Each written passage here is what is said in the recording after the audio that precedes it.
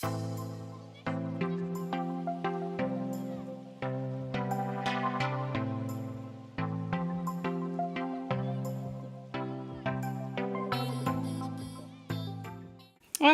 one of the other things I got at the Dollarama was this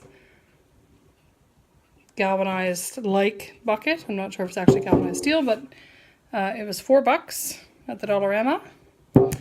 And I'm going to use my Fusion chalk paint to paint this up and maybe get a little distressed look for my holiday decor. Now, of course it's fall, so I'm going after the fall look, but I can probably reuse this for Christmas as well, depending on what I want to put in there, or if I still have room, because I already have a lot of Christmas decor for my table, but could use it somewhere else maybe. I have this awesome new chalk paintbrush. It's, if you can read that, Stelmeister. So this one was recommended to me by the lady I get my paint from at the Gilded Monarch, which is also where I get this Fusion chalk paint. This has a built-in top coat, which I thought would be fine for this instead of my Annie Sloan's paint, because I figured it's not going to get a lot of abuse, and I don't feel like doing anything else to it, like waxing it or anything. I just want to get a coat on it, give it a little distressed look, and call it a night. See? Looking good already. I think I'll make sure that the front brush strokes, there's that seam here, and the paint is gooping up here, so if I go this way, it'll pull that paint out of that seam. And I want to make sure that the whole front doesn't have any marks where the brush stopped. Even though I do have to stop the brush. It'd be kind of hard to paint otherwise around this ovally type surface.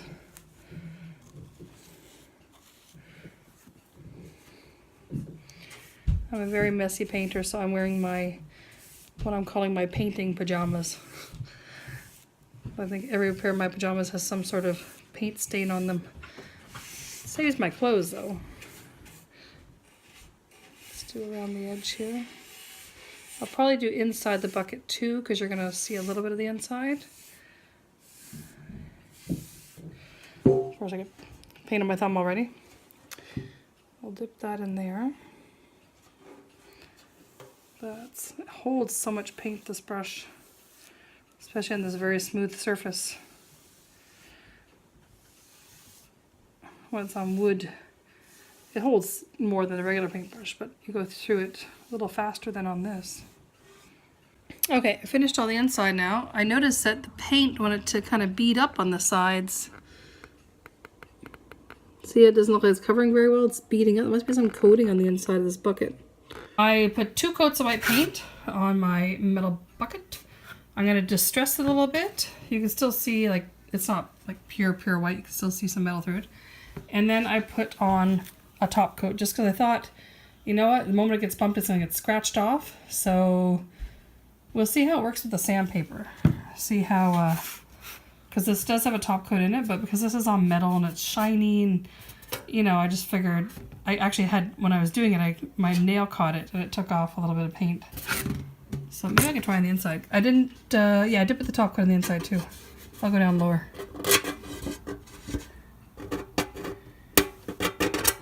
Oh. Actually, that's pretty good. Maybe I should distress it before I put the top coat on. Hope I don't have trouble getting the sandpaper to go through it. As you can see, the inside was much shinier, and you can still see shine. And that wasn't really that important. I just really wanted that top part sort of darker. So I kind of went around the second time just around the top, just because you would see the rim maybe with whatever I decide to put in here, which I have not decided yet. I still have all these decos on the table, and we'll work with that. Let me get some sandpaper, see how well the distressing is going to work on this bucket. Okay, so I have my bucket on my cardboard. I have a little piece of 40 grit sandpaper here, very like super duper coarse. Actually, I found it was a bit too coarse when I was roughing up my laundry room sign. I would have probably picked 150, but maybe we'll do it at the bottom where you can't see that well. See how it turns out. Okay. Slight bit of pressure. And you can see I took a little paint off the edge there. So what I want to do is really focus on these two grooves to get paint off them. Oh, you can see a tiny bit of shine peeking through. Yeah, when you have this course of sandpaper, it doesn't take a lot of effort to take off the paint. Although I gotta say, it is feeling quite well protected. Because I mean, it's still taking a bit of pressure and repetitive movement here to get that off. There, so little shines peeking through there. A little over here. A little sheen. Don't know if it'll catch light there, but yeah, I just thought I'd do that. Maybe a little at the top, a little at the bottom. Here, there, and everywhere. Very minimal, I gotta say. I'm always afraid to distress because, you know, you did all this work to paint it and then you go and wreck it with distressing it. It's like, what was the point? I was a bit hesitant to really go at something.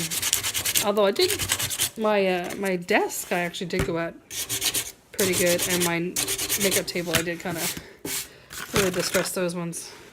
It's funny because the sawdust coming off this, mostly it's on the cardboard, but it's because it's got varnish on it that, and the grit is coming off the sandpaper. It's very different than when you just do it on bare chalk paint.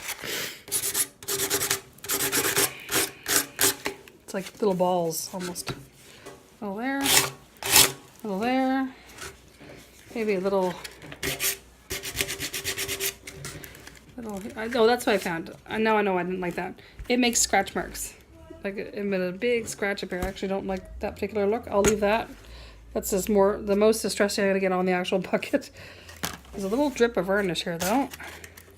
Or top coat. I might, in my efforts to distress, take off that little drip of top coat right there. I've taken off the paint around the top coat. Oh my gosh, quite the, it's quite durable. Where the bubble's right there, I get distressed here, I get distressed there, and where the bubble is, it won't come off. Although it is knocked down a bit, it's not quite as high. You fold that up there. See, there. Now I get the bubble off. Yeah, this, because it's so coarse, it just leaves scratch marks, you know, on a smooth part. It's fine here, just took off the raised edge, it's fine. But on the smooth part, you might just go with a 150. I would suggest that. Yeah, it's got a bubbly texture here. But that's okay. I don't need a ton of distressing because I'm actually going to cover a lot of the outside. You're not going to see tons of that anyway. Okay. Yeah, that when the varnish is on it and you distress it, it's a big mess. So I actually had, first I found this jute, or burlap. I guess it's a burlap garland. This burlap garland, that's $3. And then I found this one. You know, this one has lace over top of it.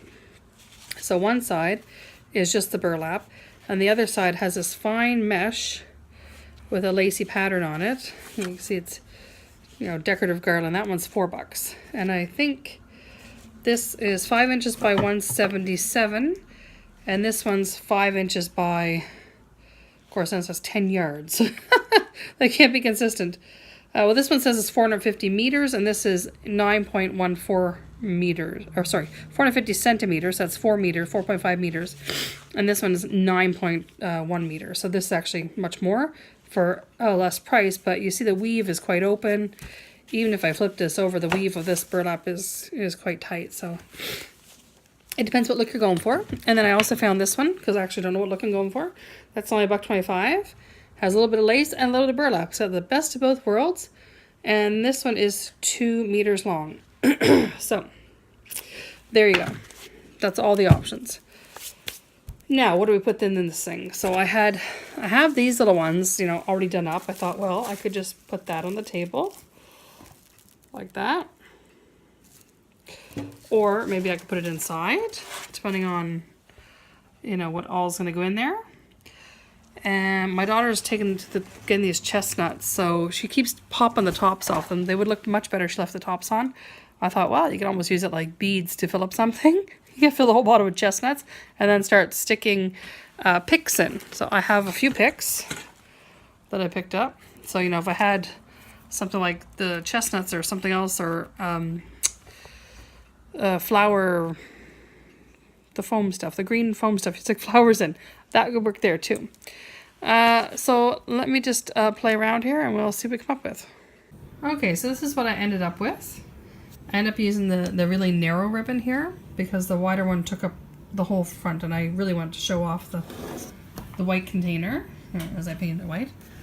And as you know, I only painted a little bit of the inside, so you only really see a little bit of the rim on the inside anyway. I did put floral foam down there, and then I took pine cones from my garden and a couple of store-bought pine cones. My pine cones were all closed, so I realized if I leave them out on this piece of cardboard so no sap dripped on anything, and I just left them out and let them dry near the heater, then they, you know, they just dried out and opened right up. They were beautiful. So these are a couple of leaves that I got a pack of with wire at the bottom, stuck into the floral foam. And then I had 1, 2, 3, 4 picks that I put in there. And then just some of these glittery pumpkins and not so glittery pumpkins. And just added them in there. And I had this candle, battery operated candle on a timer. I use these at Christmas time. So I just put that in the middle. And it came out looking really nice. Now these guys, I just got these bows and I'm gonna hot glue. They had these little sticky things, but it's not sticky enough, so I'm gonna hot glue them on here.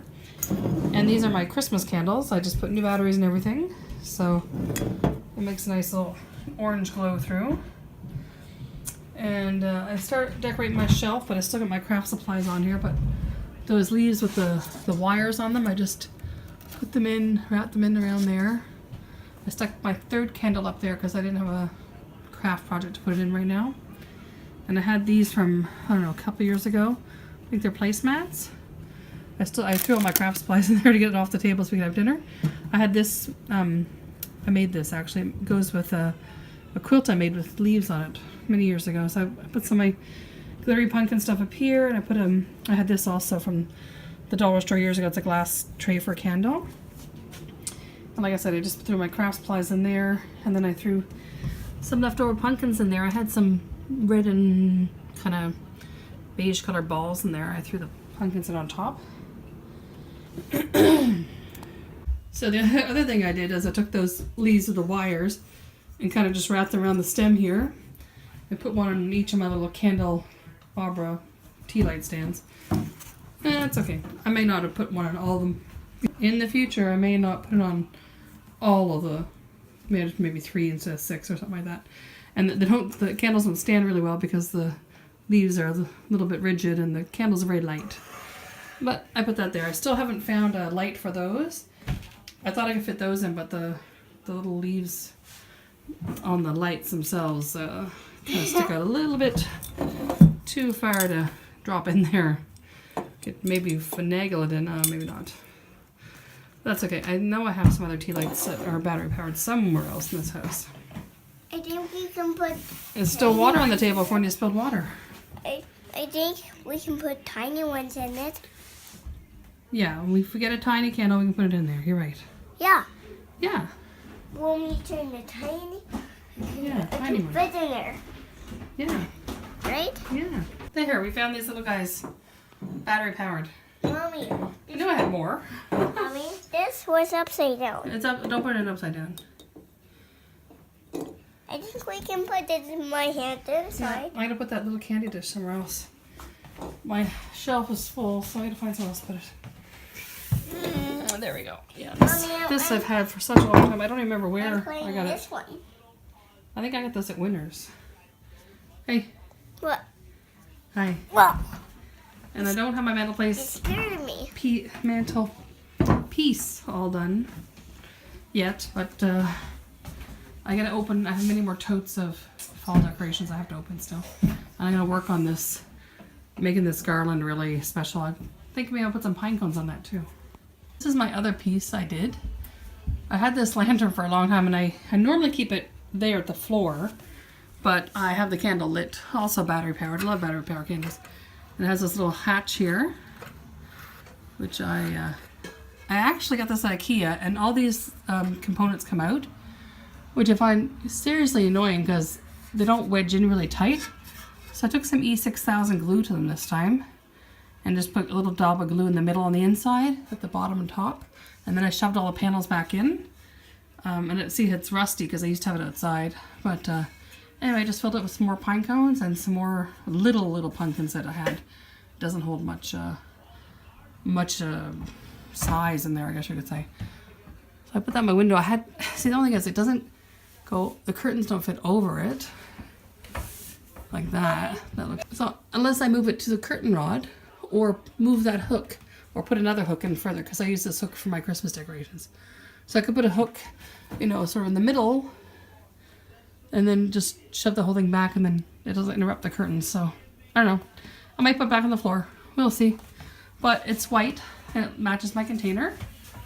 And it's really cute. Just doesn't work well in that particular spot.